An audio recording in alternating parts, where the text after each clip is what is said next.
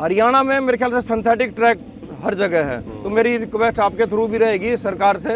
Number एक तो सबसे पहले इक्विपमेंट, सरकार सारे जहाँ भी स्टेडियम बना है पूरा एथलेटिक्स का इक्विपमेंट, वहाँ पे हाई जंप के, पोल वॉल्ट के, स्टीपल चेज की जितने भी इक्विपमेंट, जेवलिन है, ये सामान जरूर पूरा करें। जब भी भारत में एथलेटिक्स की बात होती है, हरियाणा का नाम सबसे आगे आता है। नीरज चोपड़ा से लेकर दर्जनों इंटरनेशनल एथलीट्स तक ये राज्य सालों से भारतीय एथलेटिक्स की सबसे बड़ी टैलेंट फैक्ट्री बना हुआ है। लेकिन सवाल है, क्या सिर्फ टैलेंट ही मेडल्स जीतता है? मैं हूं अरूप घोष। कुरुक्षेत्र में हुए 16वें Haryana state senior athletics championships ने एक अलग ही कहानी दिखाई। एक ऐसी कहानी जहां मेडल्स तो हैं, चैंपियंस भी हैं, लेकिन रिसोर्सेज की भारी कमी भी है। NNI स्पोर्ट्स जब वहां पहुंचा तो हरियाणा एथलेटिक्स एसोसिएशन के सचिव राजकुमार मिट्टन से बातचीत हुई और धीरे धीरे समझ आया कि हरियाणा की एथलेटिक्स सिर्फ ट्रैक्स और मेडल्स पर नहीं चलती, ये जज्बे पर चलती है। अभी इंटर स्टेट के लिए रूल रेगुलेशन थोड़े इतने डिफिकल्ट हो गए हैं भाई, इसमें 3 सीरीज खेलनी है, फिर स्टेट मीट खेलनी है, इसमें पूरी हमारी जो सिलेक्शन कमेटी, इसमें पूरी माथापच्ची करनी पड़ेगी। लेकिन उससे पहले हम माथापच्ची कर रहे हैं, अपना सामान अभी आया है, अभी भेजना है, अभी अगली मीट के लिए क्या है, कुछ खरीद लें हम। जरा सोचिए, पोल वॉल्ट खिलाड़ियों को अपना इवेंट खेलने के लिए लगभग 40 किलोमीटर दूर करनाल जाना पड़ा। वजह, कुरुक्षेत्र में लैंडिंग इक्विपमेंट ही उपलब्ध नहीं था। हर्डल्स दूसरी जगह से मंगवाने पड़े। यानी भारत का सबसे सफल एथलेटिक्स राज्य बेसिक इक्विपमेंट जुटाने के लिए भी जूझ रहा था। गवर्नमेंट के पास एथलेटिक्स का पर्टिकुलर जो बड़े हमारे इक्विपमेंट हैं, जैसे हाई जंप के गद्दे हैं, पोल वॉल्ट के गद्दे हैं, स्टीपल चेज की हर्डल हैं, ये हर स्टेडियम में नहीं है। और पोल वॉल्ट का इवेंट आप मानोगे कि बच्चे वहाँ भेजे, हमने सामान की कमी है हरियाणा में।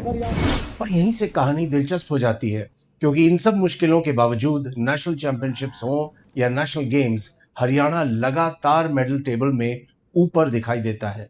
कैसे? राजकुमार मिट्टन का जवाब सीधा है, लोग, कोचेस, फॉर्मर एथलीट्स, वॉलंटियर्स और एडमिनिस्ट्रेटर्स जो सिस्टम को किसी तरह चलाते रहते हैं। स्पोर्ट्स तो हरियाणा के ब्लड में है, बच्चों की पर्सनल मेहनत है, उनके पेरेंट्स की, जो उनके कोच साहिबान हैं उनकी, ये पूरी के पूरा क्रेडिट मैं उनके पेरेंट्स को, उनके कोचेज को देता हूँ।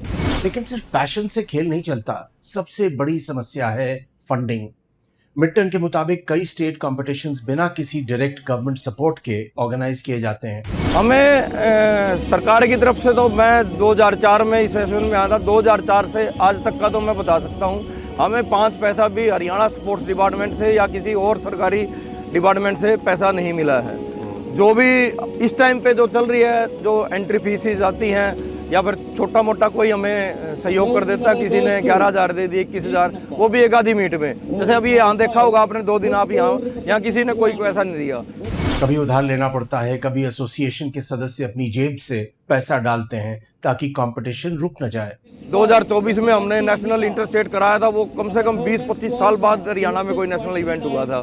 2025 का भी मिला था, पर आप लोगों ने मना कर दिया था फंड्स को लेके। वो एक्चुअली उनसे बिना पूछे उन्होंने अलॉट कर दी थी।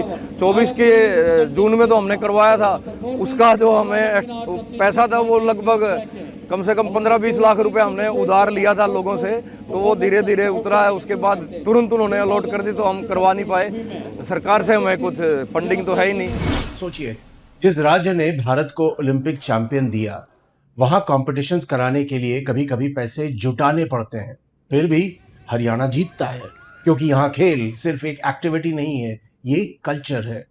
गांव से लेकर स्टेडियम तक एथलेटिक्स इस राज्य की पहचान बन चुकी है। लेकिन अब एक बड़ा सवाल सामने खड़ा है, अगर इतने कम रिसोर्सेज में हरियाणा इतना कुछ कर सकता है, तो सोचिए, सही इक्विपमेंट, बेहतर फंडिंग और मजबूत इंस्टीट्यूशनल सपोर्ट मिलने पर यह राज्य कहां तक जा सकता है। हमारी जो स्टेट एसोसिएशन है, इसमें 99% एथलीट हैं। एथलीट मीन्स जो एथलीट रहे हैं। हम खुद स्टेट लेवल पे 8-9 डिस्ट्रिक्ट लेवल पे, स्टेट लेवल पे खेलते हैं। 8-9 साल मेहनत की है हमने, लेकिन हम कुछ नहीं हो सके, हमारी स्टेट में भी पोजीशन नहीं आई। तो हम नहीं चाहते आगे, लेकिन वो हमारे ब्लड में अभी एथलेटिक्स है। जितने भी साथी हैं, इन्हें मैं यूँ बोलूँगा, हमें अगली 5 मीट आपको कोई डीए नहीं मिलेगा। कोई भी साथी है और बढ़ चढ़ के आएंगे। तो ये एक स्पोर्ट्समैनशिप है हमारे अंदर भी। हमारी जो पूरी स्टेट एसोसिएशन है, हमारी जो डिस्ट्रिक्ट एसोसिएशन है, पैसे का कोई मैटर नहीं है, लेकिन हमें इवेंट कराना है, बच्चों को इवेंट प्रॉपर मतलब इनको ये ना हो भाई हमें बिना खिलाए ये टीम को सेलेक्ट कर रहे हैं।